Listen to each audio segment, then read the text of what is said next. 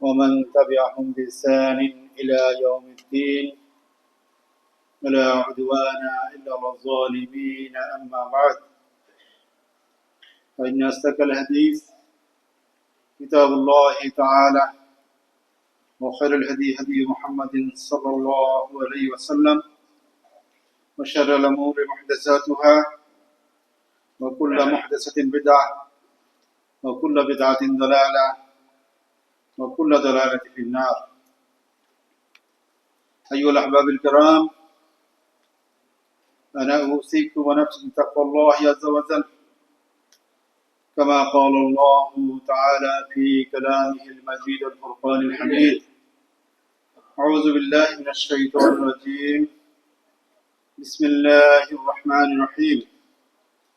يا أيها الناس اتقوا ربكم الذي خلقكم من نفس واحدة وخلق منها زوجها وبث منهما رجالا كثيرا ونساء واتقوا الله الذي تسألون به والأرحام إن الله كان عليكم رقيبا.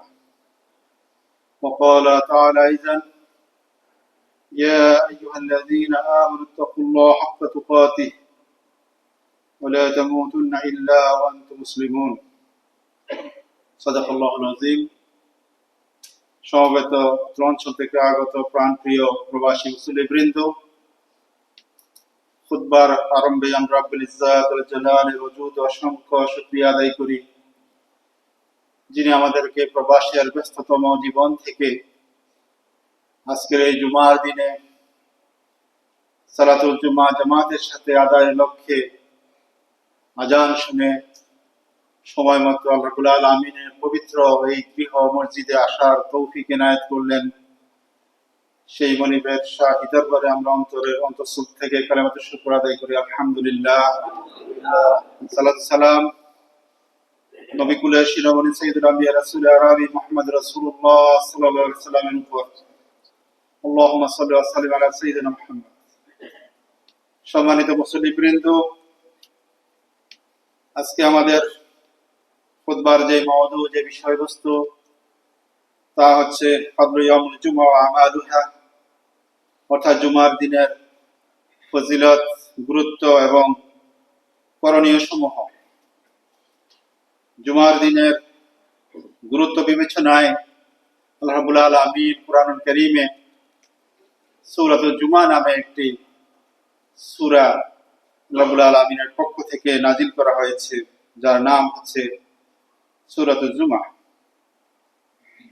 এই সূরা ৯ নং আয়াতে রাব্বুল আলামিন ইরশাদ করেছেন: ইয়া আইয়ুহাল্লাযীনা আমানু, হে ঈমানদার বান্দাগণ, ইযা নুদিয়া লিস-সালাতি মিন ইয়াউমিল জুমআহ, যখন জুমার দিনে তোমাদেরকে সালাতের উদ্দেশ্যে আহ্বান করা হয়, ফাসাউ ইলা যিকরিল্লাহ, তোমরা আল্লাহর স্মরণে ধাবিত হও, ওয়াজারুল বাই, এবং তোমাদের যাবতীয় ব্যস্ততা, বেচা কিনা সব কিছু বন্ধ করো। যালিকুম খায়রুল লাকুম ইন কুনতুম তা'লামুন, এটাই তোমাদের জন্য কল্যাণকর যদি তোমরা উপলব্ধি করো। সম্মানিত উপস্থিতি, এই জুমার দিনকে আমরা অন্যান্য দিনের মতো যদি মনে করি, সেটা ঠিক হবে না। সপ্তাহের এই দিন, জুমার দিন, অত্যন্ত গুরুত্বপূর্ণ দিন।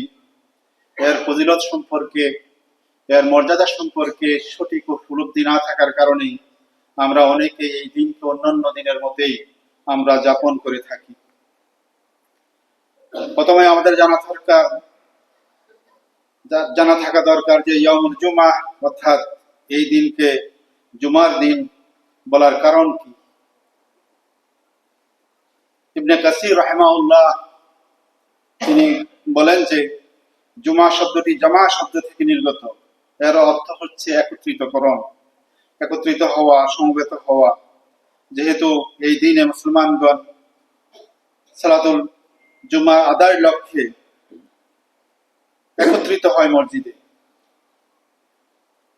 এবং ব্যাপকভাবে উপস্থিতি হয়, একসাথে সালাত আদায় করে, খুতবা শ্রবণ করে, একে অন্যের সাথে দেখা সাক্ষাৎ মোলাকাত করে, একে অন্যের খোঁজ খবর কুশলাদি আদান প্রদান করে। এই জন্য এই দিনকে ইয়ামুল জুমআ বলা হয়, একত্রিত হওয়ার দিন।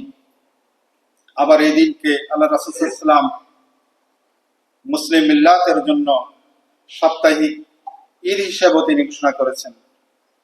আবু হুরায়রা রাদিয়াল্লাহু তাআলা আনহু থেকে বর্ণিত, قال سمعت رسول الله صلى الله عليه وسلم, তিনি বলেন আমি আল্লাহ রাসূল সাল্লাল্লাহু আলাইহি ওয়াসাল্লামকে বলতে শুনেছি, ইয়াকুল, তিনি ঘোষণা করেছেন, ইন্না ইয়াওমাল জুমআতি ইয়াউমু ঈদ ফালা তাজআলু ইয়াউমা ঈদিকুম ইয়াউমা সিয়ামিকুম ইল্লা আন তাসুমু ক্বাবলাহু ওয়া বা'দাহু। আল্লাহ রাসূল সাল্লাল্লাহু আলাইহি ওয়াসাল্লাম ঘোষণা করেছেন যে নিশ্চয় জুমার দিন হলো মুসলিম মিল্লাতের জন্য ঈদের দিন, সুতরাং তোমরা এই ঈদের দিনে রোজা রেখো না, বরং যদি তার পূর্বে এবং পরে মিলিয়ে রাখো তাহলে কোনো সমস্যা নেই। অর্থাৎ শুধুমাত্র জুমার দিনকে উপলক্ষ করে এটা ফজিলতপূর্ণ দিন এই কথা বিবেচনা করে এই দিনে রোজা রাখতে আল্লাহ রাসূল সাল্লাল্লাহু আলাইহি ওয়াসাল্লাম নিষেধ করেছেন। কিন্তু আগের পরের দিনের সাথে সম্পর্ক যুক্ত করে অথবা এই দিনটা যদি আইয়ামে বেজের অন্তর্ভুক্ত হয় অথবা যদি হজের দিন হয় তাহলে এই দিন রোজা রাখা যেতে পারে। সহিহ ইবনে মাজার একটি হাদিস থেকে জানা যায়, আল্লাহ রাসূল সাল্লাল্লাহু আলাইহি ওয়াসাল্লাম বলেছেন, নিঃসন্দেহে জুমার দিন সেরা দিন, আল্লাহর নিকট সর্বোত্তম দিন, আল্লাহর নিকট তা ঈদুল আযহা এবং ঈদুল ফিতরের চেয়ে উত্তম। ইবনুল কাইয়্যিম রাহিমাহুল্লাহ বলেন, মাস সমূহের মাঝে রমজান মাস যেভাবে সর্বোত্তম, তেমনি দিন সমূহের মাঝে সর্বোত্তম দিন হচ্ছে জুমার দিন। আবু হুরায়রা রাদিয়াল্লাহু তাআলা আনহু থেকে আরেকটি হাদিস, আন নবী সাল্লাল্লাহু আলাইহি ওয়াসাল্লাম قال خير يوم طلعت عليه الشمس يوم الجمعة فيه خلق آدم وفيه أدخل الجنة وفيه أخرج منها ولا تقوم الساعة إلا في يوم الجمعة। আল্লাহ রাসূল সাল্লাল্লাহু আলাইহি ওয়াসাল্লাম বলছেন, যে সকল দিনে সূর্য উদিত হয় অর্থাৎ দিন সমূহের মাঝে সর্বোত্তম দিন হচ্ছে জুমার দিন, এই দিনেই আল্লাহ রাব্বুল আলামিন আদম আলাইহিস সালামকে সৃষ্টি করেছেন এবং এই দিনেই তাকে জান্নাতে প্রবেশ করানো হয়েছে এবং এই দিনেই তাকে জান্নাত থেকে দুনিয়ায় প্রেরণ করা হয়েছে। আবার কিয়ামত সংঘটিত হবে এই জুমার দিনে। জুমার দিবসের মর্যাদা সম্পর্কে আল্লাহ রাসূল সাল্লাল্লাহু আলাইহি ওয়াসাল্লাম আরো ইরশাদ করেছেন, আবু হুরায়রা রাদিয়াল্লাহু তাআলা আনহু এবং হুযায়ফা রাদিয়াল্লাহু তাআলা আনহু থেকে বর্ণিত যে হাদিস, আল্লাহ রাসূল সাল্লাল্লাহু আলাইহি ওয়াসাল্লাম ঘোষণা করেছেন, ক্বালা রাসূলুল্লাহ সাল্লাল্লাহু আলাইহি ওয়াসাল্লাম, আদাল্লাহু আনিল জুমআতি মান কানা ক্বাবলাহা ফাকানা লিল ইয়াহুদি ইয়াউমুস সাbt ওয়া কানা লিন নাসারা ইয়াউমুল আহাদ ফাজাল্লাহু বিনা ফাহাদানা ফাহাদানাল্লাহু লিয়াউমিল জুমআহ ফাজআলাল জুমআহ ওয়াস সাbt ওয়াল আহাদ কাযালিকা হুম তাবাউন লানা يوم القيامة نحن الآخرون من أهل الدنيا والأولون يوم القيامة مقضي لهم قبل الخلائق। আল্লাহ রাসূল সাল্লাল্লাহু আলাইহি ওয়াসাল্লাম বলেন, আল্লাহ তাআলা আমাদের পূর্ববর্তীদেরকে জুমা থেকে তাদেরকে বঞ্চিত করেছেন, অর্থাৎ ইহুদিদের জন্য শনিবার এবং খ্রিস্টান সম্প্রদায়ের জন্য রবিবারকে মর্যাদা সম্পন্ন হিসাবে নির্ধারণ করেছেন। অতঃপর আল্লাহ রাব্বুল আলামিন আমাদেরকে দুনিয়ায় প্রেরণ করলেন এবং আমাদেরকে জুমার দিবসটির প্রতি পথ দেখালেন। অতঃপর এই দিবসের প্রথমে জুমা, তারপর শনিবার, অতঃপর রবিবার নির্ধারণ করা হয়েছে। তেমনি ভাবে কিয়ামতের দিনেও তারা আমাদের পিছনে থাকবে। দুনিয়াতে তাদের আগমন আমাদের পূর্বে হলেও কিয়ামতের দিন তারা থাকবে উম্মতে মুহাম্মাদের পরে। সকল সৃষ্টির পূর্বে আমাদের ফয়সালা হবে, অর্থাৎ অন্যান্য জাতি এবং অন্যান্য গোত্র সমূহের পূর্বেই উম্মতে মুহাম্মাদের ফয়সালা হবে, বিচার কার্য সম্পাদন হবে। জুমার দিনের ফজিলতের ব্যাপারে আল্লাহ রাসূল সাল্লাল্লাহু আলাইহি ওয়াসাল্লাম আরো ইরশাদ করেছেন, ইন্না ফিল জুমআতি সাআতুন লা ইউফাতুহা আবদুল মুসলিমুন ওয়া হুয়া কায়িমুন ইউসাল্লি ইয়াসআলুল্লাহু শাইআন ইল্লা আতাহু ইয়্যাহু। জুমার দিনে এমন একটি সময়, এমন একটি মুহূর্ত আছে, যদি কোনো মুসলিম বান্দা ওই সময়ে সালাতে দাঁড়িয়ে আল্লাহ রাব্বুল আলামিনের কাছে কোনো কিছু প্রার্থনা করে, আল্লাহ রাব্বুল আলামিন তাকে তা অবশ্যই প্রদান করবেন। দোয়া কবুলের ওই সময়টা সম্পর্কে আব্দুল্লাহ ইবনে ওমর রাদিয়াল্লাহু তাআলা বর্ণিত, আল্লাহ রাসূল সাল্লাল্লাহু আলাইহি ওয়াসাল্লাম ঘোষণা করেছেন যে ওই সময়টা হিয়া বাইনা হিয়া মা বাইনা আন ইয়াজলিসুল ইমাম ইলা আন তাকদা সালাত, ইমাম মিম্বরে বসা থেকে নিয়ে সালাত শেষ করা পর্যন্ত। জুমার দিনে দান সদকার ব্যাপারে আল্লাহ রাসূল সাল্লাল্লাহু আলাইহি ওয়াসাল্লাম আরো বলেন, আবি মালিক রাদিয়াল্লাহু তাআলা থেকে বর্ণিত, আস-সাদকাতু ফীহি আযম মিন আস-সাদাকাতি ফী সাইরিল আইয়াম, জুমার দিনে দান সদকা করা অন্যান্য দিবসের তুলনায় অধিক উত্তম এবং গুরুত্বপূর্ণ।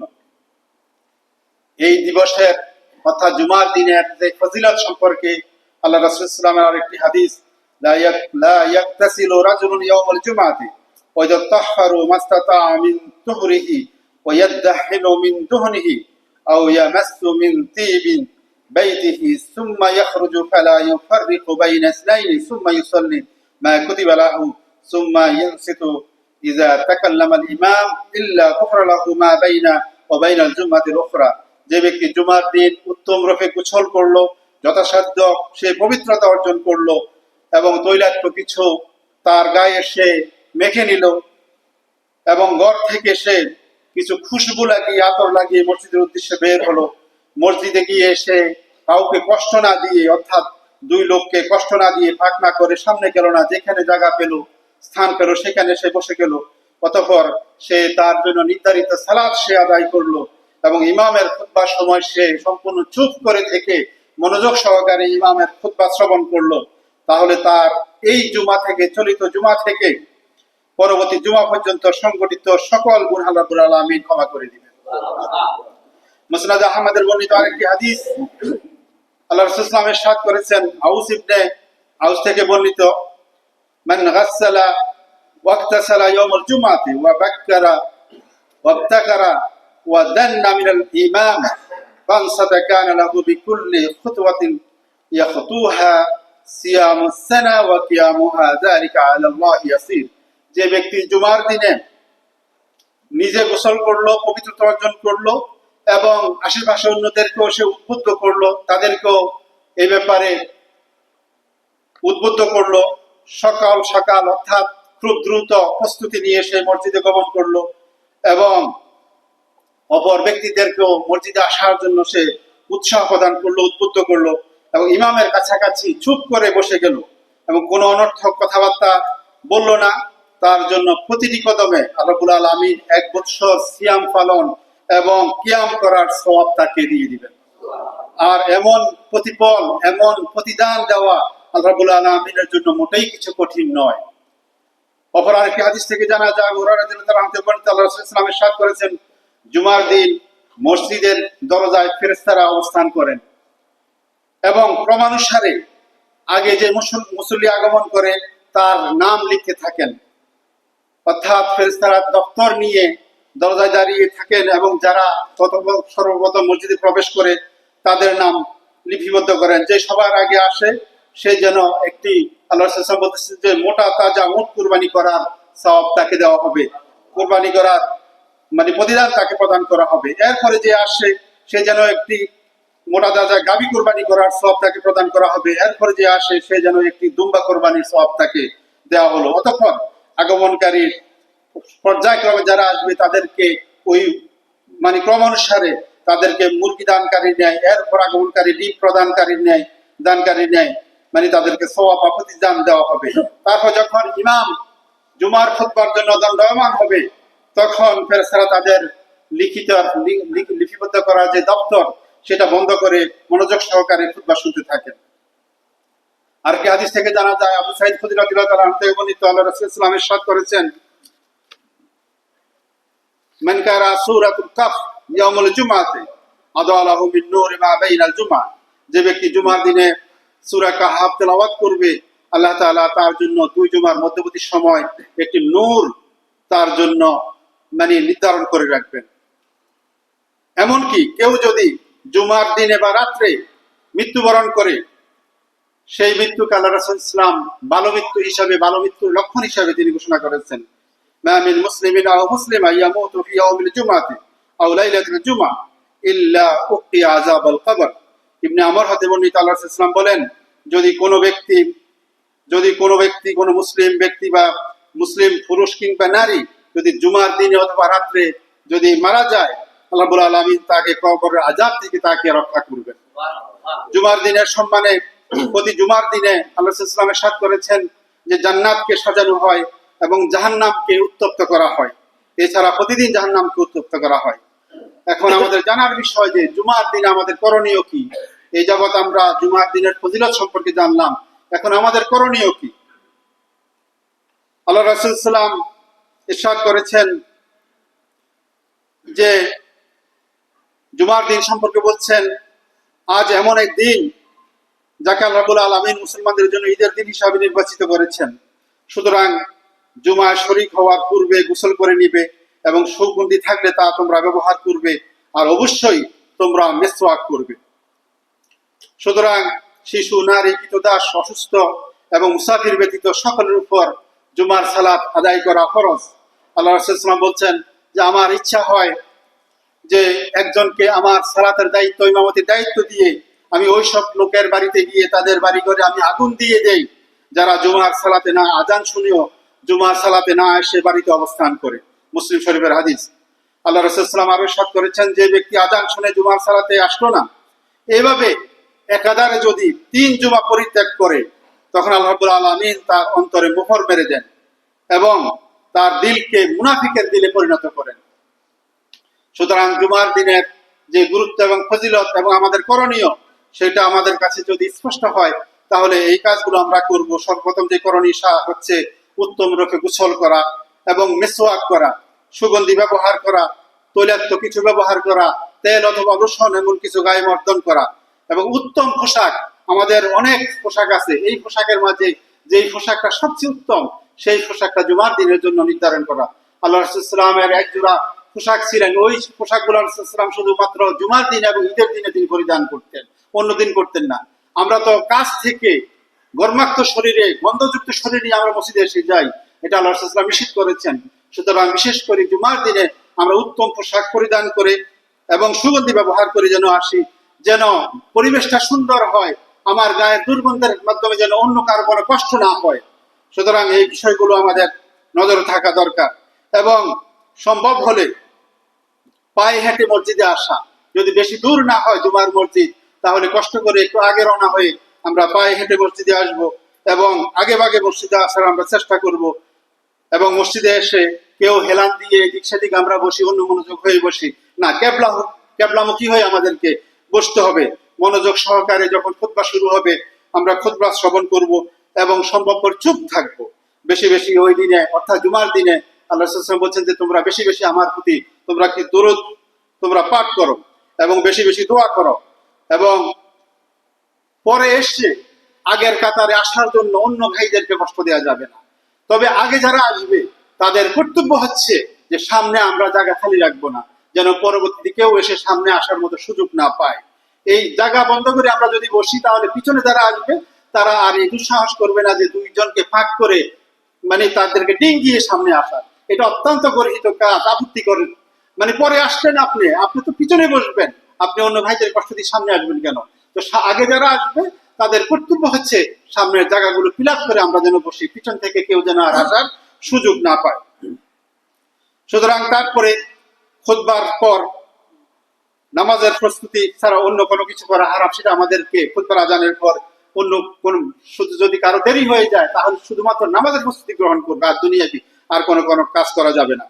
যে ব্যক্তি জুমার সালাত আদায় করতে পারেনি, সে কোনো কারণে শরীর জোরের কারণে কেউ যদি জুমার সালাত আদায় করতে না পারে, শরীর জোরের কারণে, কোনো গাফলতির কারণে নয়, অর্থাৎ সে ঘুমিয়েছিল, কেউ তাকে ডাকেনি, আজকে জুমার দিন চলে গেল, সে যখন ঘুম থেকে উঠলো তখন দেখলো যে জুমার নামাজ শেষ হয়ে গেছে, তাহলে এই মুহূর্তে সে কি আদায় করবে?